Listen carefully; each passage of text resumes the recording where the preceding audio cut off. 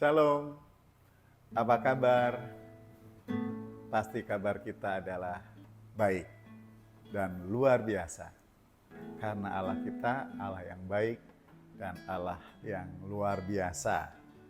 Keberadaan kita tidak ditentukan oleh keberadaan kita sendiri saja.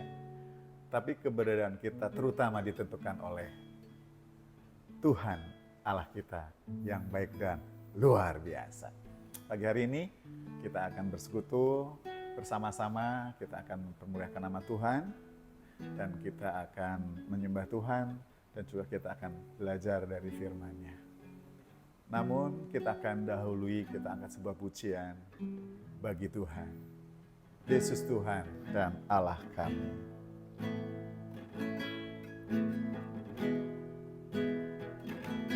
Yesus Tuhan dan Allah kami, Engkau layak menerima pujian, hormat dan kuasa, sebab Kau telah ciptakan segalanya.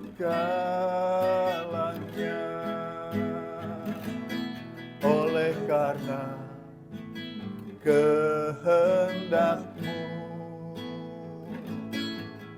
semuanya itu telah ada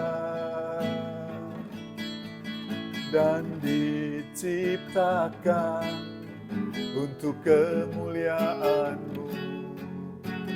Terpujilah Tuhan, oh, oh, oh, sana. Terpujilah Tuhan, terpujilah Tuhan Yesus, oh, oh, oh, sana. Terpujilah Tuhan, terpujilah Tuhan Yesus,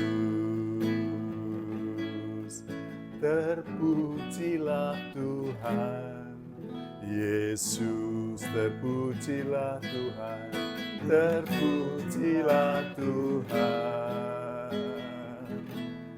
Yesus, terpuji nama-Mu, nama Tuhan yang ajaib dan benar. Haleluya. Terpuji nama-Mu selama-lamanya. Nama yang berkuasa, nama di atas segala nama, nama yang menyelamatkan. Nama-Mu Tuhan Yesus Kristus. Haleluya. Haleluya. Bagi-Mu hormat, kemuliaan, keagungan, kejayaan selama-lamanya dan selama-lamanya. Dan terima kasih untuk kebaikan dan kemurahan Tuhan, pemeliharaan Tuhan atas kami sampai hari ini, dan kami percaya sampai selama-lamanya. Terima kasih Tuhan. Kami menyerahkan diri kami dalam tangan-Mu, dan biarlah kami pagi hari ini bisa menikmati firman-Mu. Biarlah kami diberi benih kebenaran, diberi makanan kebenaran, diberi minuman kebenaran, supaya kami terus hidup dalam kebenaran-Mu. Kami sambut firman-Mu dalam nama Tuhan Yesus Kristus. Amin. Puji Tuhan, kita masih terus bersiap-siap yang menyambut kedatangan Tuhan Yesus yang kedua kali. Barangkali terpikirkan sebuah pertanyaan atau muncul dalam pikiran kita sebuah pertanyaan. 2 bulan ini kita belajar tentang bersiap-siap menyambut kedatangan Tuhan Yesus. Dan nanti Desember bagaimana? Kan Tuhan Yesus tidak datang bulan Oktober, November. Nah, Bapak Ibu, saudara-saudari yang kasih dalam Tuhan, Memang kita belajar bagaimana hidup mempersiapkan diri menyambut kedatangan Tuhan Yesus yang kedua kali. Bukan berarti ini kita hanya praktekkan pada bulan Oktober dan November. Seperti halnya dulu kita waktu belajar membaca, belajar menulis. Kita bisa membaca, kita bisa menulis. Kita belajar matematika. Waktu kita belajar dahulu, tapi itu berguna sepanjang hidup kita.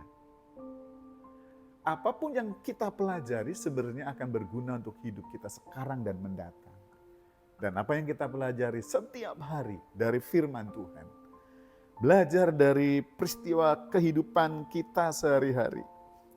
Sebenarnya menjadi persiapan kita untuk menyambut kedatangan Tuhan yang kedua kali. Bukan hanya bulan ini, tapi bulan tahun ke depan.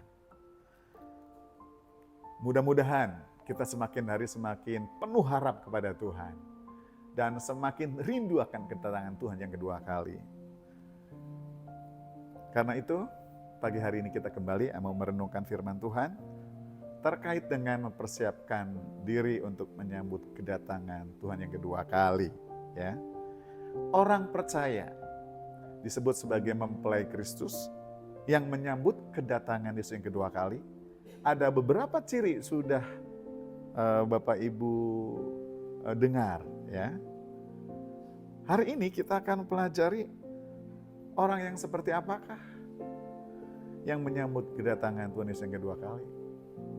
Pagi hari ini kita akan mendengar firman Tuhan tentang orang benar, ya, orang benar yang menyambut kedatangan Tuhan Yesus yang kedua kali. Saya akan membacakan ayat dari Matius pasal 5 ayat 10. Iya, Matius 5 ayat 20. Maka aku berkata kepadamu, jika hidup keagamaanmu tidak lebih benar daripada hidup keagamaan ahli-ahli Taurat dan orang-orang Farisi, sesungguhnya kamu tidak akan masuk ke dalam kerajaan sorga. Ya. Di sini Tuhan Yesus berkata kepada para murid, selain nama para murid, ada Tuhan Yesus, ada para murid, di sini juga ada ahli-ahli Taurat dan orang-orang Farisi yang menjadi pembanding. Yesus berkata kepada para murid, jika hidup yang dijalani oleh para murid tidak lebih benar dari ahli-ahli Taurat dan orang-orang Farisi, sesungguhnya para murid tidak akan masuk ke dalam kerajaan surga. Jadi yang masuk ke dalam kerajaan surga adalah orang benar. Dalam hal ini, yang lebih benar dari ahli Taurat, yang lebih benar dari orang Farisi. Memang seperti apa sih kebenaran ahli Taurat orang Farisi? Apakah itu yang menjadi titik tolak orang percaya bisa masuk surga? Kalau kebenarannya melampaui orang Farisi dan ahli Taurat, pada aspek tertentu iya. Tapi Yesus berkata kepada para murid, bukan berkata kepada yang bukan murid Yesus. Murid Yesus berarti adalah orang yang sudah dibenarkan. Sekalipun Yesus belum disalibkan, tetapi dalam prinsip para murid itu sudah dibenarkan karena percaya kepada Yesus adalah Tuhan. Itu landasan pertama. Jadi orang benar yang siap menyambut kedatangan Tuhan Yesus yang kedua kali adalah orang yang benar. Benar karena apa? Karena perbuatannya? Tidak. Tidak seorang pun yang karena perbuatannya bisa masuk surga. Tapi orang yang benar yang dibenarkan. Dibenarkan oleh siapa? Oleh Tuhan Yesus Kristus. Mengapa Tuhan Yesus Kristus yang membenarkan? Karena Tuhan Yesus adalah kebenaran. Ia berkata, akulah jalan kebenaran dan hidup, dan tak seorang pun sampai ke Bapa kalau tidak melalui Tuhan Yesus. Para murid percaya kepada Tuhan Yesus, kita pun percaya kepada Tuhan Yesus. Karena itu kita juga menjadi orang yang dibenarkan oleh Kristus. Jadi di hadapan Bapa, kebenaran Kristuslah yang dilihat. ketika kita diselamatkan. Jadi karena kebenaran Kristus kita diselamatkan. Kita menjadi orang benar karena kebenaran Kristus. Haleluya. Inilah kebenaran karena anugerah. Karena kurban Kristus. Kristus yang menanggung dosa kita, kebenaran Kristus dialihkan kepada kita. Dosa kita dipindahkan kepada Yesus, kebenaran Yesus dipindahkan kepada kita. Setelah kita percaya Tuhan Yesus dan kita menjadi benar di hadapan Allah dan kita diselamatkan, sudah selesai? Belum. Setelah kita dibenarkan, kita harus hidup dalam kebenaran. Nah, hidup dalam kebenaran itu sebagai bukti bahwa kita dibenarkan oleh Allah melalui kurban Kristus. Jadi bagi kita yang sudah dibenarkan oleh karena kurban Kristus, kita harus mewujudkan dalam hidup praktek kebenaran. Kebenaran yang merupakan kehendak Allah, kebenaran yang adalah firman Kristus. Jadi yang dimaksud jika hidup keagamaanmu tidak lebih benar, jika hidupmu tidak lebih benar, artinya praktek kebenarannya. Kalau orang Farisi yang tidak percaya Tuhan, dia mempraktekkan hidup keagamaan yang mantap. Tetapi karena tidak dilandasi oleh kebenaran Yesus Kristus, karena orang Farisi dan ahli Taurat tidak percaya kepada Tuhan Yesus, maka kebenaran praktek keagamaannya menjadi sia-sia. Karena itu orang Farisi dan ahli Taurat tidak boleh menjadi dasar acuan kebenaran hidup kekristenan. Mereka berjasa, ya, dalam hal mengumpulkan, memelihara kitab-kitab. Tetapi dalam hal kebenaran yang menjamin masuk kerajaan surga, tidak. Karena itu orang percaya adalah orang benar karena dibenarkan, orang benar karena hidup dalam kebenaran. Kalau toh kita hidup dalam kebenaran, praktek kebenaran, tetapi kalau kita tidak dibenarkan oleh Kristus, kita sia-sia. Karena itu, praktek hidup benar kita harus didasarkan kepada kebenaran Tuhan Yesus Kristus yang telah mati di kayu salib menebus dosa-dosa kita. Jadi yang menyambut kedatangan Tuhan Yesus yang kedua kali adalah orang benar, yang dibenarkan oleh karena kurban Kristus, karena ia percaya kepada Tuhan Yesus Kristus sebagai Tuhan dan Juru Selamat. Dan yang kedua karena ia melakukan firman Tuhan. Apakah orang yang benar melakukan firman Tuhan? Ya iya, orang yang sudah benar, ada kehausan akan kebenaran, percaya kepada Allah yang benar, menyembah Allah yang benar, wajar sekali dia praktek kebenaran. Justru kalau tidak, apakah dia percaya kepada Allah yang benar? Apakah dia menerima Yesus Kristus sebagai Tuhan, Juru Selamat, sebagai kebenaran yang mengantar dia ke sorga? Untuk membuktikan bahwa kita orang yang sudah dibenarkan, sebagai ungkapan syukur kita kepada Tuhan, kita hidup mempraktekkan firman Allah sebagai gaya hidup benar dari orang yang sudah dibenarkan. Mari kita jalani hari-hari hidup kita menjadi orang benar yang melakukan kebenaran. Biarlah nama Tuhan dipermuliakan. Amin untuk firman-Nya. Mari kita berdoa. Bapa di sorga, kami bersyukur untuk kasih-Mu yang besar, menganugerahkan kepada kami Putra-Mu yang tunggal, sehingga kami diselamatkan oleh karena pengorbanannya.